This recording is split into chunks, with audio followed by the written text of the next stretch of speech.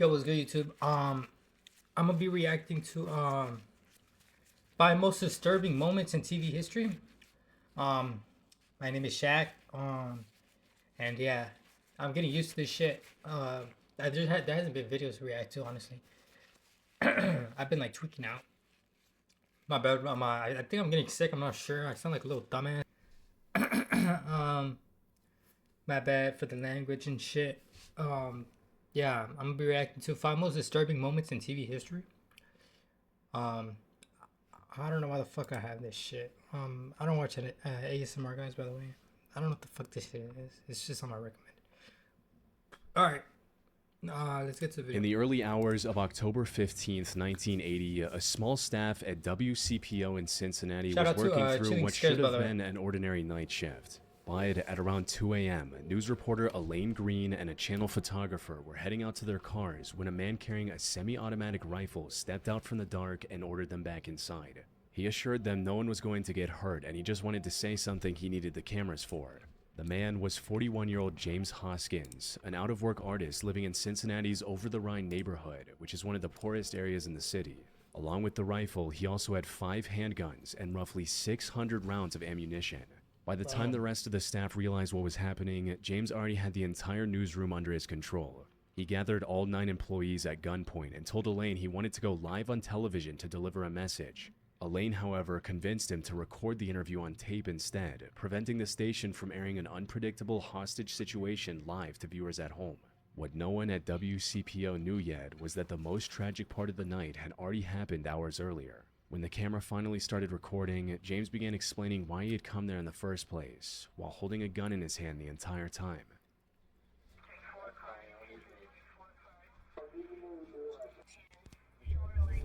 Okay. Well, I really didn't have anything together, but there's been so much violence. He talked about the violence and poverty he witnessed every day from his apartment window in Over-the-Rhine. There's not enough attention paid for the poor people in the Over-the-Rhine area, and there seems to be in the country a growing kind of thing to keep black and white at each other's throats, to keep the rich on top, so the poor people have no way to fight. The police have become the knights, the buffer between the rich and the poor. And the poor I don't know if you've ever been over the Rhine area to see the old people. They have nothing. I watch them. They have nothing. They sit in their bed all day long. And that's all they have to look forward to. Nothing's happening for them. Nobody cares. Nobody does anything for them. He then turned that frustration toward the media and the city itself, accusing news stations of only entering these neighborhoods after someone had been killed, while city officials cleared low-income housing so visitors coming for conventions wouldn't have to see the poverty there. It seems like the things you should be covering, you don't cover. You never come into the area unless somebody gets wasted. They're displacing people. They tear the buildings down so that when the people come into the convention centers, they don't have to look at the poor people. But even as James laid all this out, he kept speaking like a man who knew exactly how the night was going to end. Can you see this world from your window? I can see the world from my bay windows, up and down the street. Possibly a story could be done from your window of the world I won't be there in my windows after this, I'm sure. Maybe you can do it from my windows, but I won't be there. This only added to the seriousness of the interview.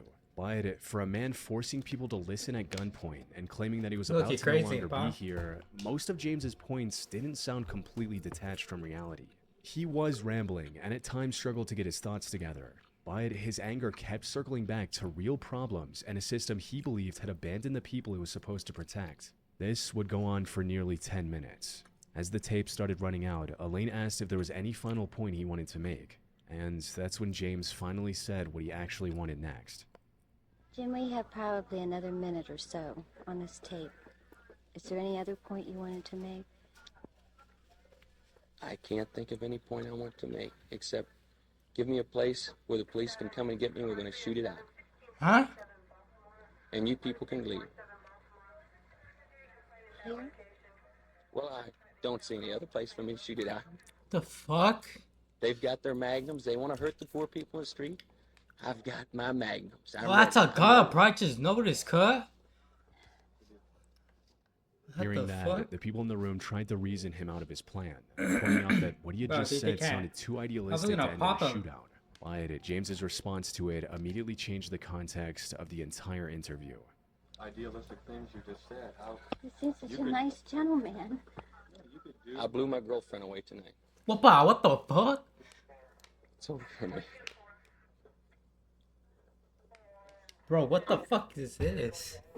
Before coming to the station that night, James had shot his girlfriend, 30-year-old Melanie Finley. She was later found inside their shared apartment on 12th Street. Shaqq. My bad, hold on.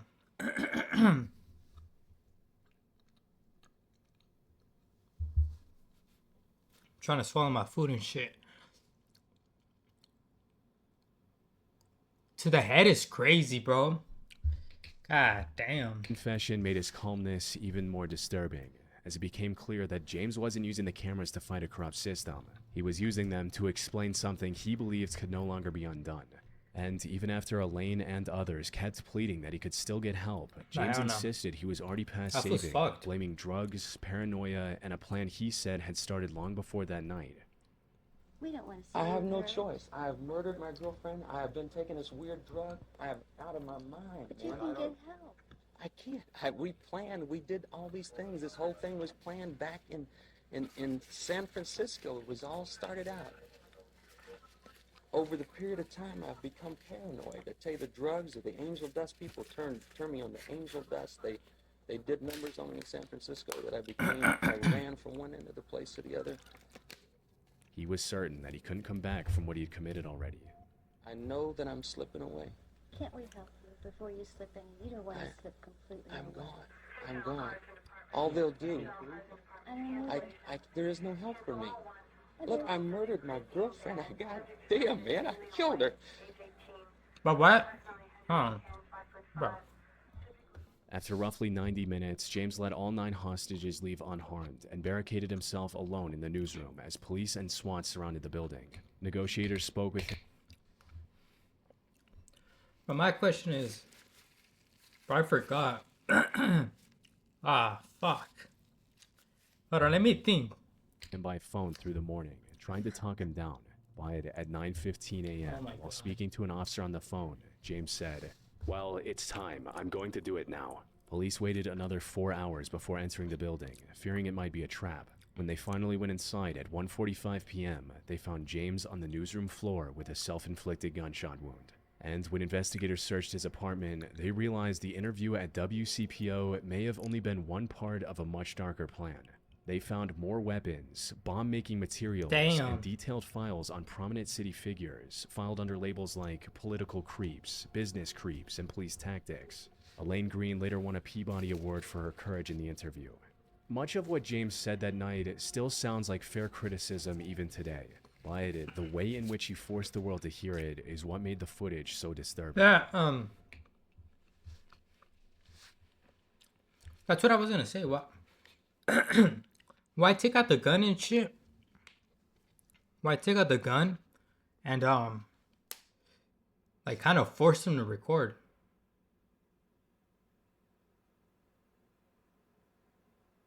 And then he's showing it off and shit. Like, just say, can you record a quick video?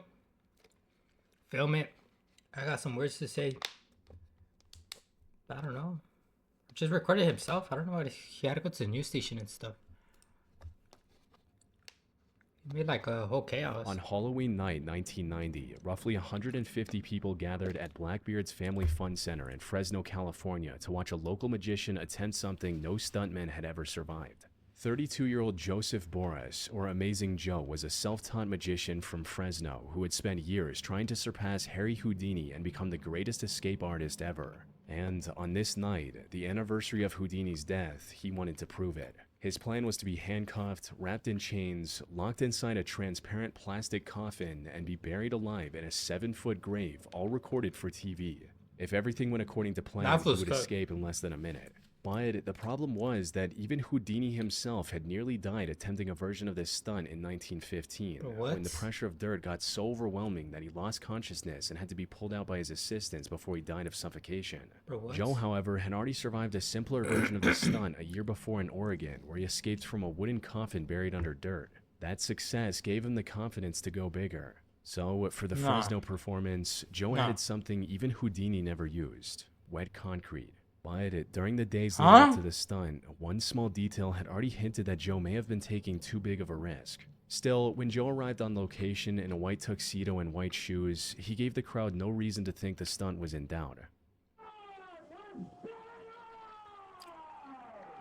In the crowd were members of his family, including his 13 and 10-year-old sons, which made it seem like Joe had what is he doing, bro? He's got a whole family and shit doing some bullshit like this. Like, what are you trying to prove, bro?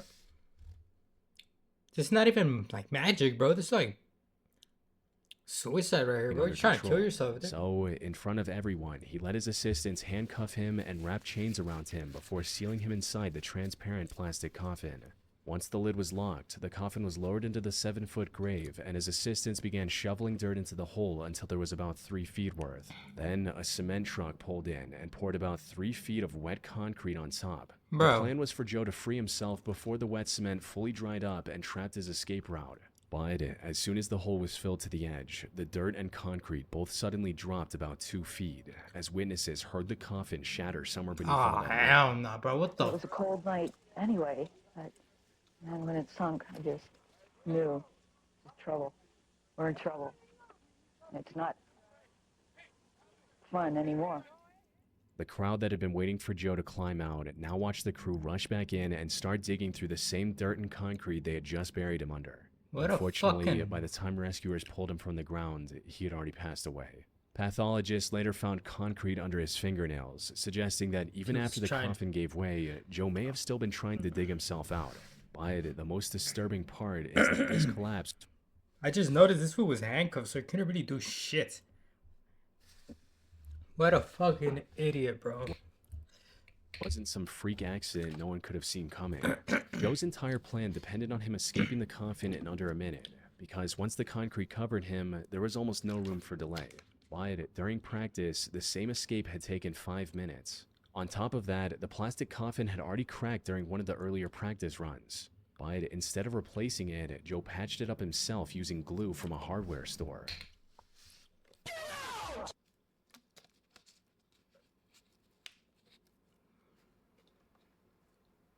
Glue? Even Joe's own assistant later said that he never calculated the combined weight of the dirt and wet concrete together, and that his only test of the coffin's strength was jumping on it. To give you a rough idea... Bro, concrete's like fucking... I'm gonna stop pausing, bro. My bad. Bro, concrete ain't light, bro. If that shit had a crack already, bro, that shit would have already been on its last light. Bro, glue isn't doing shit, bro. Keep it a bug. Yeah, this guy's a retard. I don't know what he expected, to be honest, bro. If the grave covered about the same footprint as the coffin, the 3 feet of dirt alone would have weighed close to 4,000 pounds. Then the wet concrete added another 7,500 pounds on top of that. So by the time the grave was filled, the plastic coffin was holding roughly 11,500 pounds of weight, which, to put things into perspective, is almost the same weight as an adult elephant. As the coffin collapsed, all that pressure dropped directly on Joe. Damn. The Fresno County Coroner's Office ruled his death as asphyxia caused by compression of his chest. In the end, Joe Boris died on the same night as the magician he had spent his whole career trying to surpass. Bro. It's not even magic, bro. At around 9:30 p.m. on May 28, 1982, viewers in Phoenix, Arizona had their regular programming interrupted by an unscheduled broadcast on KOOL. Us to relay to you. Mr. Gwynn, is it all right for our guest to leave the studio now? All right, you may leave now. On the screen was veteran news director Bill Close, sitting next to a man he addressed as only Mr. Gwynn and reading aloud from a handwritten script. This is the script that Mr. Gwynn gave me, and I'm going to read it verbatim, and anytime you wish to interrupt me. The words jumped between country music singers, religious prophecies, civil war, and a coming World War III. To the viewers watching at home, the broadcast looked strange enough on its own. But what they couldn't see was a .38 caliber rifle aimed directly at Bill's stomach beneath the desk. The man sitting beside him was 28-year-old Joseph Billy Gwynn. Damn. And roughly 4.5 hours earlier, he had forced his way into the KOOL building carrying that revolver and a small portable television monitor. The first person he came across was production assistant Nancy Petranka, whom he confronted before pushing past her and forcing his way deeper into the station, where another employee named Louis Villa stepped in his way and tried to stop him. But Joseph pistol whipped him across the head, locked him into a chokehold, and dragged him straight onto the set where Bill and 2 other station employees were preparing to go live for the evening news. With 4 employees now under his control, Joseph fired a single shot into the ceiling to prove his weapon was real. But when Bill asked what he wanted, Joseph's answer only raised more questions. In visions and dreams, how God showed me what's going to happen in the future. Those cities are going to be built and there's going to be destroyed. The cities are going to be built and those will be destroyed. There's going to be civil war in America. America is going to be divided up. By then, the people inside the station had already realized they were dealing with someone whose grip on reality was slipping, badly. Over the next several hours, Bill worked the phone with police negotiators, carefully relaying Joseph's demand to appear on television and have his statement read live on air. And every time he spoke to police, he had to walk back over to Joseph and calm him down before he started believing he was being stalled or ignored. But as the hours dragged on, Joseph became increasingly convinced that the station had no intention of broadcasting his message. And the longer he waited, the more desperate he became. So, with Joseph growing more unstable and a loaded revolver still pressed against Louis, police finally agreed to let him go live on air with Bill at around 9:30 p.m. My name is Joe Gwynn. I am a watchman. Read the 33rd chapter of Ezekiel. This is about the story of the 10 prophets. For the next 21 minutes, Bill read Joseph's 11-page, almost incoherent statement live to the people of Phoenix. The 10 prophets are Johnny Cash, Ronnie Millsap, Eddie Rabbitt, Barbara Mondrell, Joe Gwynn, the traitor. The Arizona Republic and Phoenix Gazette can verify this story. 16 years ago in September, about the 25th of 1966, all of these people's names above meet at the same time, including me. I was almost 13 years old. We all meet and we're together at the same hour. Mysteriously, I was the only one who knew what it was about. The others didn't. I did. The more Bill read, the harder the message became to follow, drifting from biblical prophecy into Islamophobic rambling. Then the angel shows me a book about me and the life I was supposed to live. The angel told me the story about the 10 prophets. Then he told me I was a watchman, Ezekiel chapter 33. The angel told me I would meet all these people, the 10 prophets, the country singers. This is these people's part they have in this. Back to the beginning. Islam used sociology on our people. Islam is using this sociology on children. They used it on my generation to start the hippie movement and drugs, and on today's generation to turn them into punks and punk rockers by hypnotism. As the statement went on, Joseph's prophecies got even more bizarre, describing an American Civil War and a Third World War that he believed were coming in the years ahead. Islam is going to blow these cities up with atomic bombs. Islam? These 5 cities are Cyclops in Pennsylvania, Ominix in Arkansas, Yosemite in Nebraska, Isolox or Itchabad in Idaho, and Snix in New Mexico. All these cities will be isolated. After this happens, there will be civil war in America. The United States will be divided up into 4 countries. World War III will start in the fall of 1988. Edward Kennedy will lead the United States in World War III. He will be the next president and be elected 2 terms. The angel said we could unite and fight these Muslims there, Islam and their allies. But the clearest sign of how far gone Joseph was came from the small monitor he had brought with him. Throughout the broadcast, he kept checking it to make sure the station was actually airing his message, as if the only thing Joseph trusted in that room was the version of reality playing out in his own mind. When Bill finished reading the final page, Joseph calmly handed Bill the revolver and surrendered without resistance.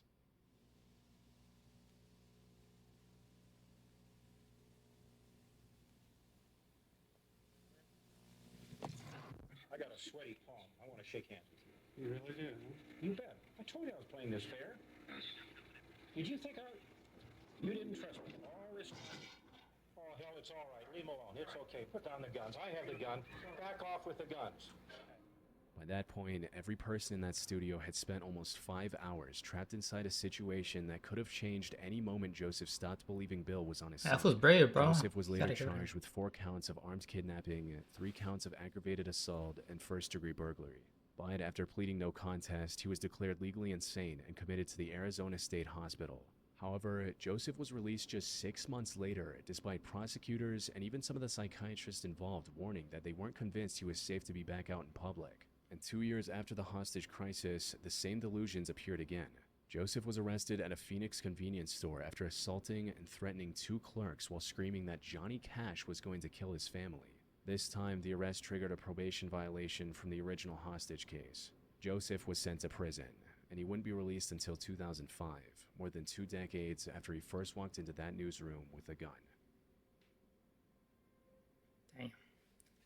On March 5th, 1989, a local news crew in Moncks Corner, South Carolina was filming the 3rd day of the search for 5-year-old Justin Lee Turner. 2 days earlier, Justin's stepmother, Pamela Turner, had called the Berkeley County Sheriff's Office after he never came home from school. Damn. According to Pamela, Justin had left that morning to catch the bus from a neighbor's property a few hundred yards away. But when the bus returned that afternoon, he wasn't on it. Once police checked with the school, and never came home from school. According to Pamela, Justin had left that morning to catch the bus from a neighbor's property a few hundred yards away. But when the bus returned that afternoon, he wasn't on it. And once police checked with the school and other witnesses, they learned that he never made it to the bus that morning. For the next 2 days, local police, the Berkeley County Rescue Squad, and dozens of volunteers searched the area around the Turner property off Horseshoe Road. I better pause the video, but what is the mom doing? Like, what are we doing out here? Where's the dad? Where's the mom? Why are we not taking the kid to the bus? They combed through the woods surrounding the home. Especially this, like, sketchy area. Like, bro. Oh, my bad, but... Check sheds, storage spaces, and abandoned structures. From what it looks like, there's a lot of trees. Still found no sign of Justin.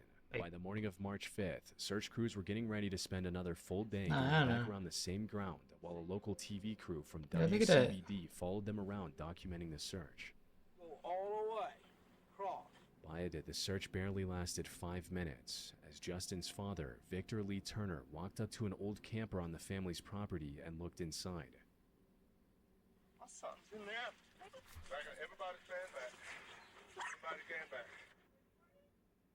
Inside a cabinet in the camper was the body of 5-year-old Justin Lee Turner. And in the few seconds caught by the TV crew right after the discovery, Victor may have revealed something he never intended to. The Turner property was immediately locked down as a crime scene. State agents started searching through the camper in the family's home, checking for fingerprints and trying to figure out how Justin ended up hidden there in the first place. Autopsy results later showed that Justin was strangled to death. No way! Physical evidence from the camper led nowhere, and the case went on to stall for years to come. Without any solid lead, attention slowly shifted back to the moment Justin was found. Investigators found that, according to reports, the camper had already been searched during the first 2 days Justin was missing, and nothing had been found inside. So, if those earlier searches were done properly, then someone had placed Justin's body there after the search was already underway. Police, volunteers, and reporters were still moving around the property.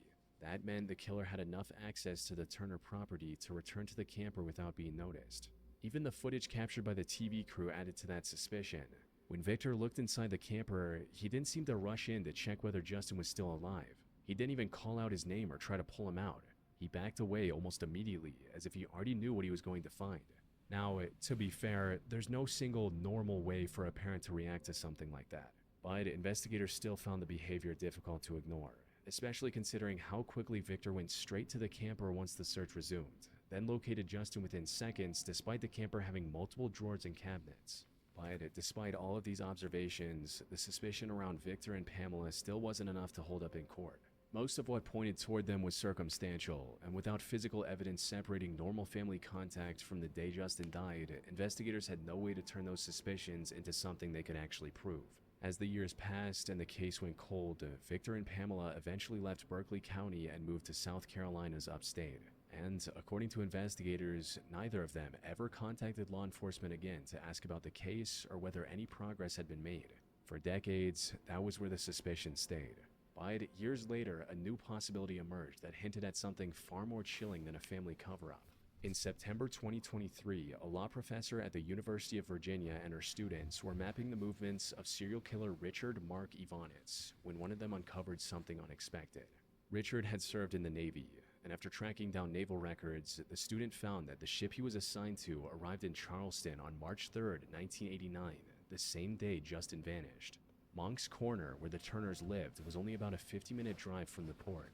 And once researchers started comparing Richard's known crimes to Justin's case, the similarities became difficult to ignore. But just like the theory surrounding the Turners, there was still no physical evidence directly tying Richard to Justin's death. Unfortunately, the police couldn't question him because by that time, Richard had already been dead for more than 20 years. He had lost his life in a police chase in Florida in 2002 after one of his kidnapping victims escaped and identified him to authorities. To make matters worse, his body was cremated and his ashes scattered, leaving no way to test his DNA against anything from Justin's case.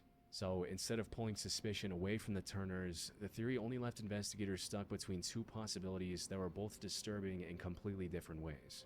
Either someone close to Justin had killed him and hidden his body back on the property while the search was already happening, or a serial killer from outside had somehow entered that same space without leaving proof behind.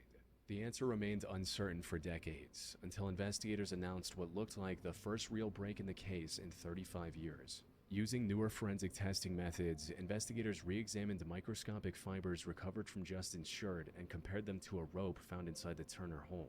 According to them, the fibers were consistent with the possibility that the same rope had been used to strangle him. Shortly afterwards, 68-year-old Victor and 63-year-old Pamela Turner were both arrested and charged with Justin's murder in January 2024. And for the first time in decades, it looked like the case might finally be heading towards some kind of answer. But just a few months later, it fell apart again. In June 2024, Judge Roger Young dismissed the charges with prejudice, ruling that after 35 years, with over 20 witnesses either dead or unable to testify and no real new evidence on the table, there was no way to give the Turners a fair trial. Because it was dismissed with prejudice, the decision was permanent, and the charges can never be refiled. So, after everything, the mystery of Justin's murder landed right where it started in 1989. Those few seconds of footage captured by WCBD may still be the closest thing this case ever gets to an answer. Bro, my bad, I was quiet, but I don't know what y'all think. You think it was the parents, or you think it was that one guy that they were talking about? Viewers in Mason City, Iowa tuned into the regular Monday morning newscast on KIMT. Low key, I think it was probably the dad, just because of the fact that he found the body, like, self-report, like, you know what I'm saying, Among Us, you know? Like, out of everyone, the dad finds it. Like, what are the odds of the dad finding it? Like, what? But I don't know. What y'all think?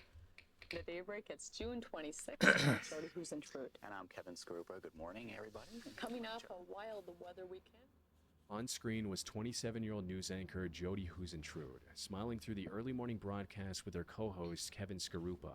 The two hosts talked lightheartedly as they discussed the weather for the day ahead. At the time, there was no reason for anyone watching to remember these moments, but this would soon become the last broadcast Jody would ever appear in. The next morning, Jody was supposed to arrive at the station by 3:30 a.m. to prepare for the 6 a.m. newscast. But when she didn't show up, producer Amy Kunz called her apartment at around 4:10 a.m. Jody answered, sounding like she had just woken up. She said she had overslept and told Amy she would be right there. That was the last confirmed contact anyone ever had with Jody Husentrud. By 6 a.m., when Jody still hadn't arrived, Amy was forced to anchor the show without her. And that alone was enough to worry the newsroom, because Jody had never missed a newscast before. Shortly after 7 a.m., her coworkers called the police. When officers arrived at her apartment, the reason she never made it to work became clear within minutes. Jody's car was still parked just outside her apartment building, but everything around it suggested she had been attacked right as she was trying to leave. Scattered around the car were her belongings, including her shoes, blow dryer, hairspray can, earrings, and a bent car key. Nearby officers also found drag marks on the pavement and clear signs of a struggle. When investigators spoke to the people in the apartment complex, some residents said they had heard screams around the time Jody would have been leaving for work. Another resident reported seeing a white Ford Econoline van idling nearby. But none of those details reached police until after Jody was already gone. By the time they pieced everything together, they had an idea of what could have taken place. She probably made it to her car and was unlocking the front door when someone attacked her from behind, explaining the bent car key.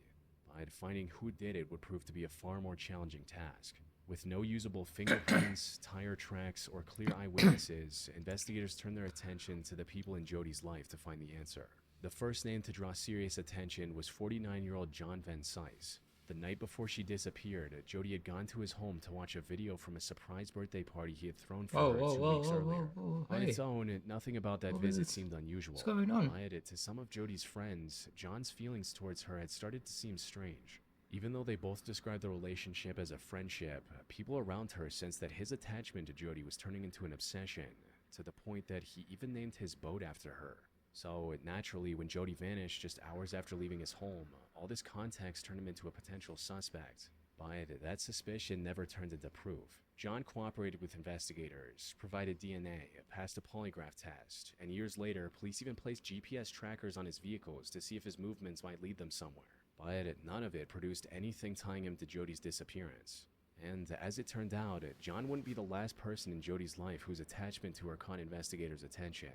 However, for the next 2 years, every possible lead investigators came across seemed to end in a similar way.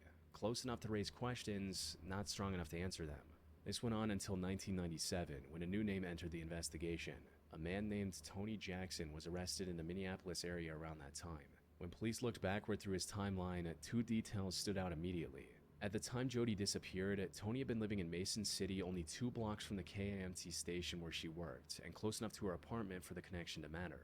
On top of that, the nature of his confirmed crimes involved stalking, abducting, and sudden violence against women, which fit the kind of offender who could have walked in an apartment parking lot before sunrise and attacked without warning. But once again, the case stopped at the same wall. His DNA didn't match the physical evidence recovered from the scene. After a full review of the evidence and a polygraph, Mason City police confirmed that he wasn't considered a viable suspect in May of 1999. By then, nearly 4 years had passed without Jody being found. And on May 14, 2001, she was declared legally dead. But the case never really went cold. Her story became one of the most discussed disappearances in the country because of consistent national coverage. But even with that exposure, the investigation would go nearly 3 decades without any breakthrough strong enough to change the direction of the case. Then, in 2025, a Hulu documentary brought another name to the spotlight. And this time, the information came from someone who had known Jody since childhood. Patty Niemeyer was one of Jody's closest friends growing up, and she had been married to a man named Brad Millerburn. But according to Patty, Brad had been fixated on Jody throughout their marriage. And this fixation eventually became one of the reasons for their divorce, which was finalized on June 23, 1995, exactly 4 days before Jody disappeared. Once investigators looked closer at Brad, one detail pulled the case back to something witnesses had reported from the very beginning. At the time of the abduction, Brad had access to a white Ford Econoline van, which he used for work. It was the same type of vehicle someone had seen near Jody's apartment that morning. Once this connection was established, investigators showed Patty a few sketches of a man who had reportedly been seen around Jody's apartment complex before she disappeared. When Patty looked at these sketches, she seemed confident that they looked like Brad. Unfortunately, just like every other person of interest in this case, that lead never turned into anything meaningful. Brad denied any involvement with the disappearance and cooperated with investigators. And after multiple interrogations and thorough property searches, officials found no forensic link connecting him to the crime scene. So, even after thousands of tips and several persons of interest over the decades, no one has ever been arrested or charged for Jody's disappearance. Damn. And more than 30 years later, the broadcast from the morning of June 26, 1995, still remains the last public record Bro, of how? Jody True to life. Man, these weak-ass cops. R.I.P. to, yeah. R.I.P. to her. Bro, that's crazy, bro. It's been, what, 3 decades? That's what, damn. And they haven't found her. It's crazy how people could get away with murder and shit. That's looking disgusting. They must be smart too with it. To not get caught like that. Hey man, which one y'all liked out of the five stories stories, yeah. Let me know in the comments below if you guys want me to react to anything. I'll probably be going live on Kick I switched to Kick. So if you guys want to tune in that, I'll be streaming tomorrow. I stream whatever. I stream Lucky Rainbow Six Siege, FC. What do I play? Counter Strike. I play Apex. I play a little bit of everything. So if you guys want to watch and tune in, let me know. I'll probably go live for a little bit tomorrow. And yeah, anything you guys want to react, like I said, just let me know down in the comments and shit. Make sure y'all give this shit a like. And yeah, I'll see y'all next time.